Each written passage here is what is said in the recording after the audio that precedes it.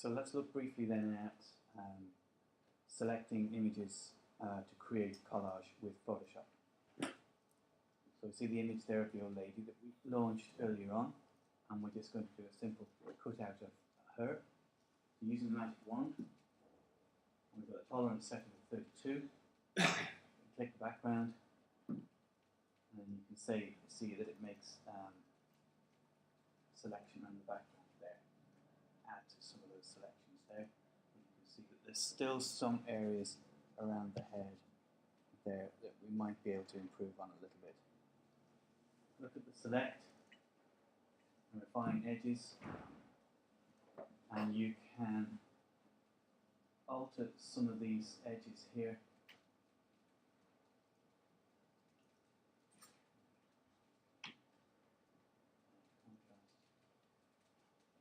And that'll help to refine some of the selection points there. And there are still some deviations around the head, but it has improved a little bit up here. Select and inverse that selection, so now we have the head selected and not the background. We're going to edit and copy that selection. So it will just copy the lady in glasses. I'm going to move over to our main image and paste that head image in here. So edit and paste. And you can see the image comes in larger than it should be. So reduce the size of your image. There's an option down here, and we can bring in change of size down there.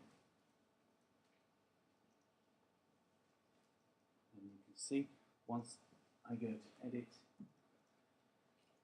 retransform and scale, you can see the actual size of the image there. Holding down Shift, take the image down, move it into place, and alter it accordingly.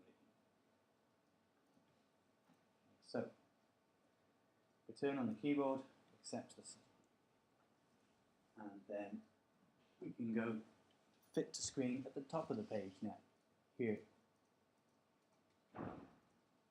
and that will give us an image to fit the screen that we're working with. If I turn off this image here, we've got the background of the flowers in there, and you can see it's not a bad selection. Now, there are some issues around the hair which we could tidy up later on. But a simple selection for a simple collage there. A second option for selecting here, then we can use the channels and create gradient in the channels so that we can make a graded selection. So we select away and reveal part of the background. So let's select the fella here, and what we're going to do is open up the channels. There's the channels there, and you can see then in the channels you've got RGB, and then you've got red, green and blue. What we're going to do is add in an additional channel, and this is an alpha channel. It comes in black, like that. Looking at the foreground and background selection, black and white, we're going to go up and then select the gradient tool there. When I select the gradient tool, you can see at the top here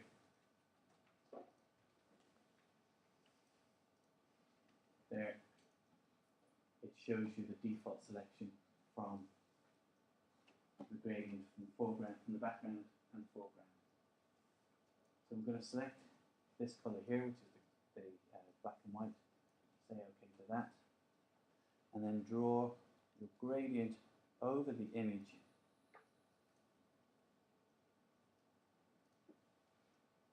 In this case, we've got too much white area, so we Command and I on the keyboard to inverse that selection. Then select the composite channel at the top of your channels, which is your RGB channel, and holding down Command and then click your alpha 1 channel to reveal the gradient area which will be deleted. Make sure you're on the right channel when you're doing this. There. And then press delete on the keyboard. Press delete on the keyboard. That reveals part of the background here.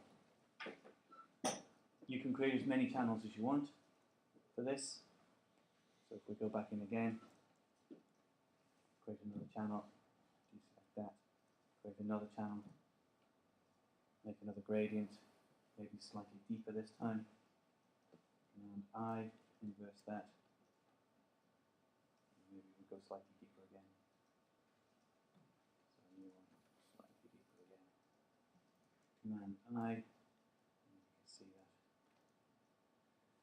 and then composite, Command select alpha 2, make sure you have the correct layer here selected, and then backspace, and you can see now it reveals slightly more of the image as well. Deselect that, and just put some of these away, and you can see now how that works. If I just turn off the middle layer here to reveal the background in its entirety, and then if I turn off the background, you can then see how much of the image that we've been able to remove. There we go.